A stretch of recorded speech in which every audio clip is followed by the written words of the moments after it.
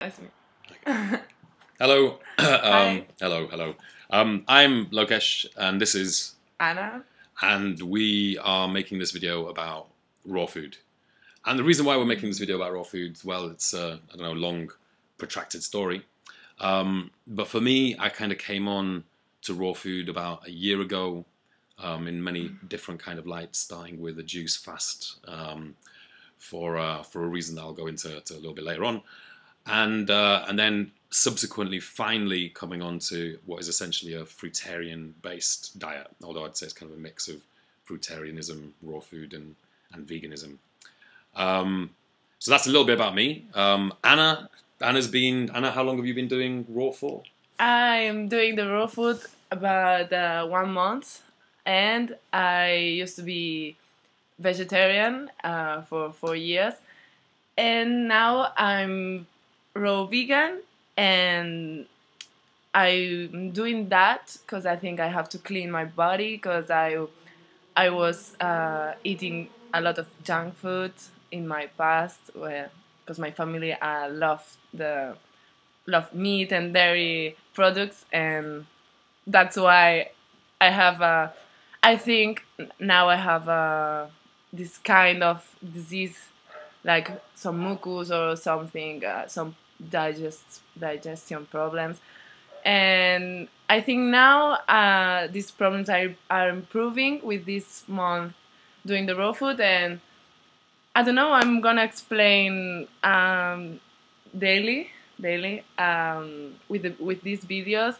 how the raw food is, what happens with me with the raw food. And we're going to be very interested to hear about that. And I think already so many things have happened with raw food. Sure. I think with Anna, you thought it was celiac disease or something. Yeah, like I think this. so, because I have always the upper part of my stomach always had inflammation when I eat some bread or some grains, and I live from the grains and from the dairy products, gluten free and vegan, and I think it's a perfect diet. I I recommend to everybody to make that, or maybe to try it or experience it, because I think it's good. But I think, I've been hanging out with Anna while she's been doing this, the journey. And I think we couldn't say that you've completed the journey yet, but that you feel like the body's moving in the right direction for the first time. Yeah, sure. In a long time. Yeah, sure. I think my body and my mind have time now to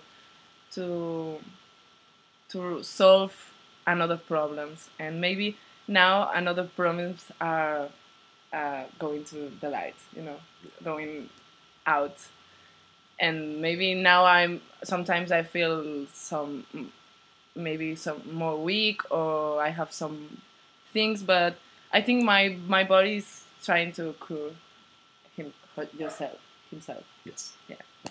Yes. So, and what about you? What you know some change in your body, or something, solve problems, or Well, I mean, what you follow in this diet? why? Why? Well, I don't know, maybe that's like a deeper thing, but if I say about the results of the diet, like over the last year, so as I say, probably strictly vegan now since, since January, but before that, principally raw. But in that time, I've lost maybe 17 kilos. Wow. That wasn't an intention, Quite a but lot. probably was always going to be likely, particularly because it was before coming onto a fruitarian diet and understanding about how many calories to take in. I was probably on a starvation diet, even though I was taking in a lot of nutrients. I was pretty much under. He always very focused in calories. I'm very focused on calories. I think it's very important. You've got to get your calories. It's the most important nutrient. I don't agree. If it was a nutrient out there. So, yeah, no, Anna believes in breatharianism and planetarian. But we'll talk about that later. But I've lost a lot of weight. I'm remarkably fit despite not actually doing any exercise. I can jump on a bike with friends, cycle up, mountains, half mountains, and hold pace with guys who are training for a triathlon. That's not because I've exercised. It's not because of anything. In fact, I'm a smoker. It's purely down to the diet. I'm pretty much sure of that. Also, in the course of my journey, I've managed to be in touch with different people. Anna, the most recently, seems to be taking a real benefit from the fruitarian diet. The interesting thing with Anna in particular is that she comes to this as a nutritionist. No, you are a nutritionist. So, and in nutrition, because I'm originally, I was born in India, and Anna was finally about to study Ayurveda. I think Ayurveda diet is very interesting, an exception of the diet products, because they think about a lot of the circadian rhythm and all of this stuff, and I think we have to think about not it's only the food, it's how we eat and how we take this food from the nature. I think it's very important. So I think, for me, coming on this health journey and being Indian and like parents and family and traveling to India a lot, and Ayurveda kind of being in the background as an alternative medicine, I naturally kind of veered towards Ayurveda as a potential alternative medicine, let's say, or alternative for health. But having studied somewhat natural hygiene, understood the principles of natural hygiene, I think my approach now is that Ayurveda and a lot of these other kind of medicines are essentially cooked food medicines. They're medicines designed for people who eat cooked food and provide solutions for cooked food. So maybe ginger, garlic, these things have a purpose in a cooked food diet to help cleanse or provide antibacterial properties or whatever. Well, maybe that's why we are here to know what's the perfect mix diet. True.